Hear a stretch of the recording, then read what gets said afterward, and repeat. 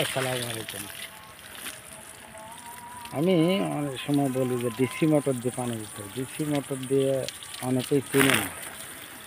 এটা দেখেন, এটাই ডিসি মোটর, এভাবে পানি দেওয়া।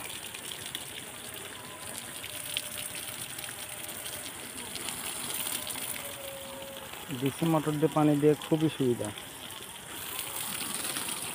পানি বেশি হবে না।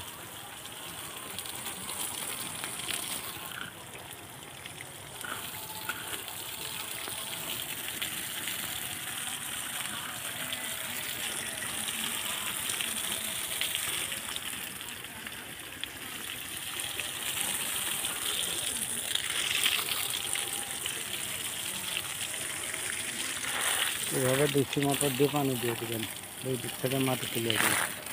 এটা কাটিং লাগানো হয়েছে, পলিথিন তুলে দেওয়ার পরে এইভাবে পানি দিতে হয়।